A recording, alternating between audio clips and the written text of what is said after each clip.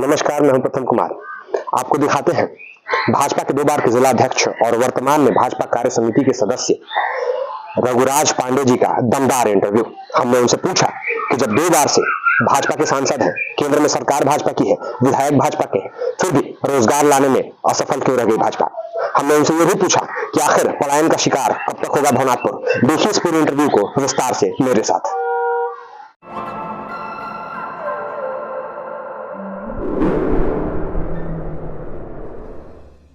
जनता और जनार्दन युवाओं से मैं कहता हूं कि आप राजनीति में आपकी भागीदारी कम होगा कि भ्रष्टाचारी आपके पूर्वज को लूटे, आपको लूटे और आने वाले जनरेशन को भी लूट लेंगे। इसलिए कोई भी मुद्दा नली गली का ना हो, एम्प्लॉयमेंट का मुद्दा हो, इरिगेशन एजुकेशन का मुद्दा हो, नन प्लान लेकर के आ रहे हैं। केवल लेना और देना आज राजनीति हो गया। नमस्कार, मैं हूं प्रथम कुमार और आप देख रहे हैं जनसंदेश झारखंड। इस वक्त हम आपको ऐसे शख्स से मिलाने जा रहे हैं जो कि राजनीति के एक बहुत बड़े धुरंधर हैं।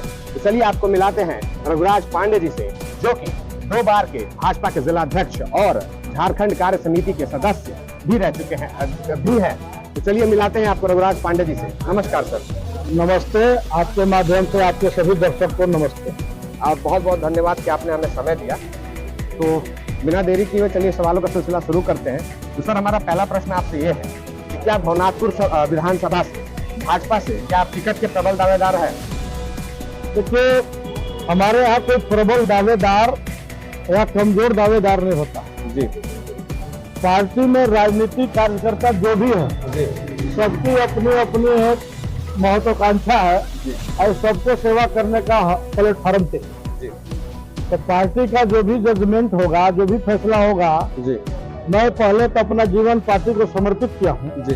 तो प्रथम दृष्टि में पार्टी का जो भी निर्णय होगा मान्य होगा जी। लेकिन अगर मैं सामाजिक काम कर रहा हूँ तो समाज में मैं कितना % आगे और पीछे गया इसका तौल तो चुनाव है जी। तो मैं निश्चित तौर पर संगठन के साथ रह करके हम जन सेवा अप्रत्यक्ष रूप से किए और हमारे भी मन में महत्वाकांक्षा है जो मैं प्रत्यक्ष रूप से जनता का सेवा करूँ। जैसा कि हम देखते हैं कि आप जनप्रतिनिधियों से ज्यादा अपने क्षेत्र में सक्रिय रहते हैं, तो ये सवाल बनता है कि आज भवनाथपुर विधानसभा या पूरा गढ़वा जिला रोजगार विहीन हो चुका है, जबकि 2 बार से सांसद भाजपा के हैं, केंद्र में भी भाजपा की सरकार है, तो फिर भी सांसद महोदय एक भी इंडस्ट्री या एक भी औद्योगिक संस्थान लगाने में विफल क्यों रहे? देखिए, माननीय सांसद 10 साल से हमारे हैं जी और बहुत ही कुशल सांसद माननीय श्री विष्णु दयाल राम जी रहे जी। मैं यह दावा कर सकता हूं कि विष्णु दयाल राम जी के चुनाव जीतने के बाद 2400 घंटा 7 दिन 300 दिन एक्टिव हैं और चाहे रोजगार के क्षेत्र पर बात कर लीजिए या आप डेवलपमेंट में सड़क, इरिगेशन, एजुकेशन, किसी भी सवाल पर आप जाइए तो सभी सांसदों से माननीय विष्णु दयाल राम जी 20 नहीं 40% आगे चल रहे हैं। अब आकांक्षी जिला था गढ़वा, अब इसको महत्वाकांक्षी जिला बना रहे हैं। आज विकास के अगर पैमाना, सड़क, बिजली, पानी देख रहे हैं तो इरिगेशन के नाम पर आप देख रहे हैं पाइपलाइन का काम जोरों पर चल रहा है, सोन का, नहर का। आप अगर एजुकेशन के नाम पर देख रहे हैं तो आप मेडिकल कॉलेज पलामू हो गया। पहले नीलांबर पीताम्बर विश्वविद्यालय का निर्माण किसने किया? तो भारतीय जनता पार्टी के शासन में हुआ तो नीलांबर पीताम्बर विश्वविद्यालय बना। आप जानते हैं कि भवनाथपुर विधानसभा क्षेत्र में 18,000 प्लस विद्यार्थी, यहाँ पर एक महाविद्यालय है, माइंस महाविद्यालय, नामांकित है। हमको शर्म लगता है कभी कभी जब आप सब इस विषय को छेड़ते हैं, लेकिन माननीय सांसद ने चुनौती पूर्वक आकांक्षी जिला को पूरे देश में विकसित जिला बनाने का संकल्प लिया, उस रूप में काम कर रहे हैं।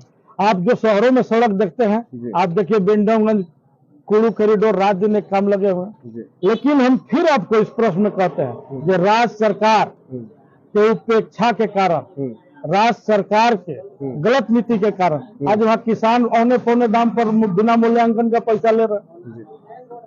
सर, हमारा मूल सवाल ये था कि आपने कहा कि शिक्षा, सड़क, गली, नली गली तक बहुत अच्छा कार्य किया जा रहा है, हम मानते हैं इस चीज को। लेकिन हमारा प्रश्न ये है सर कि आप हाल ही में अभी जहां से आप दौरा करके आ रहे हैं, हमारे यहाँ क्षेत्र में एक एवरेज है कि गढ़वा जिला में हर हफ्ते एक लाश आती है चेन्नई, बेंगलोर, दिल्ली जैसे महानगरों से, जहां पर लोग पलायन का शिकार होकर काम करने के लिए मजबूर है, अपना भरण पोषण करने के लिए मजबूर है।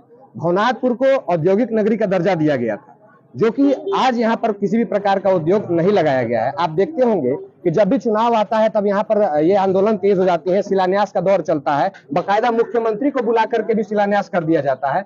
और मैं ये भी कहूंगा कि भाजपा की तरफ से भी कई वादे किए गए थे कि क्रशर प्लांट जो कि सेल का टाउनशिप है, वहां पर भी कुछ कार्य किया जाएगा, या रोजगार के क्षेत्र में आप सोच ही नहीं रहे हैं। इसके बारे में हम आपसे पूछना चाहते हैं। भारतीय जनता पार्टी कभी नहीं कही है जी जो हम यहाँ पर कोई वादा किए। जी आपको मैं बता दूं, जो भारतीय जनता पार्टी 5 साल से पहले कोई हमारा एमएलए नहीं था, जी नहीं था, आप इस बात जानते हैं। जी मैं पूछना चाहता हूं, जी जो एशिया का सबसे बड़ा क्रशर प्लांट यहाँ था, जी यहाँ रोजगार एम्प्लॉयमेंट के लिए टाउनशिप बसा था, जी कि किसने उजाड़ा? तो बड़ा गंभीर विषय है, जी ये बड़ा गंभीर विषय है। जी और इसको धीरे धीरे राजनीति स्वीकार करते हुए जो राजनीति में चालाक है उसको मुद्दे डाइवर्ट कर दिया। हम तो पिछली बार भी बोले थे, आज भी जनता और जनार्दन युवाओं से मैं कहता हूं, जब आप राजनीति में आपकी भागीदारी कम होगा तो भ्रष्टाचारी आपके पूर्वज को लूटे, आपको लूटे और आने वाले जनरेशन को भी लूट लेंगे। इसलिए कोई भी मुद्दा नली गली का ना हो, एम्प्लॉयमेंट का मुद्दा हो, इरिगेशन एजुकेशन का मुद्दा हो, नन प्लान लेकर के आ रहे हैं, केवल लेना और देना आज राजनीति हो गया।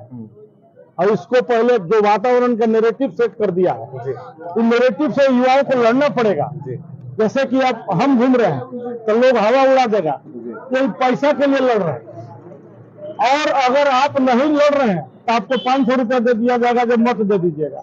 ये आखिर कब तक भवनाथपुर और गढ़वा जिला के लोग ऐसा सोच से ऊपर उठेंगे? जी 2000 के पहले यही प्रखंड मुख्यालय में काम विकास के होते थे, गांव गरीब किसान आते थे, आज तो दलाल आ रहे जी। आज मनरेगा में आप जो भी योजना आप देख लीजिए, आप उसमें डायरेक्ट कह लीजिए तो उसमें सरकार के ठप्पू लगा के एजेंट बहाल है सर। उसका नाम है सप्लायर। वो सप्लायर नहीं है, पॉकेट मार है जी। गांव गरीब को लूट ले रहा है ब्लॉक से पहले ही। 40% पीसी लग रहा है। 200 करोड़ रुपया वित्तीय वर्ष में खर्च हुआ भवनाथपुर में। अगर सारे ब्लॉक को जोड़िए 1800 करोड़ रुपया खर्च हुआ एक वित्तीय वर्ष में। आज कुइया में किसान नहीं निकला, किसान गिर के कर्ज में मर गया।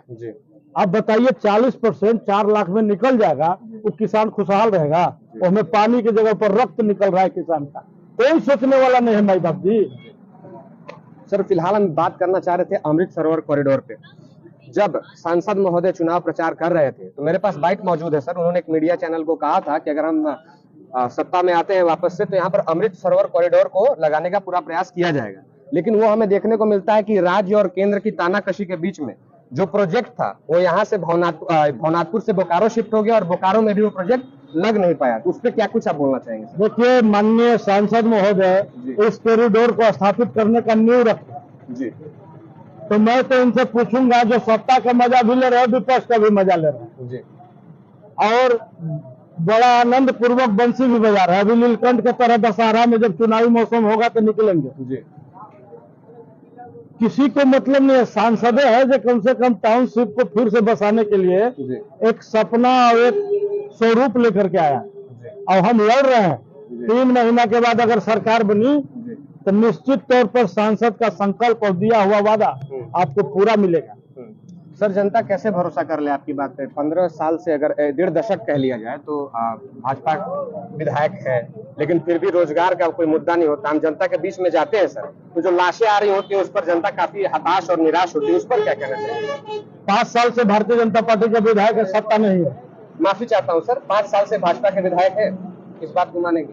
तो आप विधायक से मैं सवाल पूछिएगा, विधायक पे हमारा सवाल पूछिए। नहीं सर, विधायक भाजपा से ही हैं, आप भाजपा के पूर्व जिला अध्यक्ष और अभी भी कार्य समिति के सदस्य हैं आप झारखंड। भारतीय जनता पार्टी विधायक के कंसेप्ट से नहीं चलती है। भारतीय जनता पार्टी का अपना मोनोफेस्टो है। तो सर लोग वोट और के नाम पे मैंने मोनोफेस्टो जो राज्य सरकार में अपना जो राज्य सरकार जारी करेगी उस पर है। तो हमारी तो कोई सरकार नहीं है जब मैनिफेस्टो पर काम करें। जी चलिए अगले सवाल पर आते हैं। सर आप लगातार 2 बार गढ़वा भाजपा के जिलाध्यक्ष रहे हैं, उस समय आपको किन किन चुनौतियों का सामना करना पड़ा सर? देखिए, जब मैं भारतीय जनता पार्टी का जिलाध्यक्ष था तो यह नक्सल से जकड़ा हुआ जिला था जी। सिर्फ पजामा का नारा था और नारा के बाद जो कपड़े होते हैं गायब था जी यानी चारों तरफ नंगापन था जी। जब हम जिलाध्यक्ष बने तो हमको चुनौती हुई और हमने चुनौती को स्वीकार किया और मैं यहाँ के गांव गरीब किसान और भारतीय जनता पार्टी के जुझारू कार्यकर्ताओं के साथ में हमने लड़ा जी। और लड़ करके आप देखिए रिजल्ट है जी। जब हमारे पास माननीय विधायक नहीं थे, आज हम सदन में गढ़वा के सबसे है। आज एक ठाकुर जी को हटा लीजिए तो बाकी हमारे एमएलए हैं, 3 तो मेरे एमएलए हैं। आज एमपी देख लीजिए, नक्सल के सबसे बड़ा नेता को हम हराए अपने कार्यकाल में। कामेश्वर बैठा के नाम पर उनका दुकान बंद करा दिए, कराए कि नहीं कराए? ददय दुबे जी भूतपूर्व हो गए, गिरनाथ सिंह हाफ रहे हैं। ये किसका कंसेप्ट था सर? कोई भारतीय जनता पार्टी के कार्यकर्ता लड़ा जी। अब आप कह रहे हैं, हम तो गारंटी करते हैं जो विपक्ष के पास न लोकसभा में उम्मीदवार है ना विधानसभा में उम्मीदवार है। ये तो मेरे ही कार्यकाल के उपज है ना, या तो मेरे रिजेक्ट है क्या है? मेरे रिजेक्ट माननीय अनंत प्रताप जो बीजेपी में थे, जब पार्टी ने रिजेक्ट किया था कहाँ है वो सर? तो क्यों कब आए? मेरे ही कार्यकाल में है। सर गुप्त सूत्रों से हमें खबर मिली है कि आज पुराने भाजपा कार्यकर्ता कहीं ना कहीं भाजपा जिला संगठन से नाराज चल रहे हैं, इसके पीछे क्या वजह आपको? भारतीय जनता पार्टी का कार्यकर्ता नाराज नहीं होता है, न मायूस होता है जी। वो कोई व्यक्ति आधारित नहीं है, उसका संकल्प भारत माता को परम वैभव तक पहुंचाने का है जी। वो गांव घर खुशहाली के लिए है जी।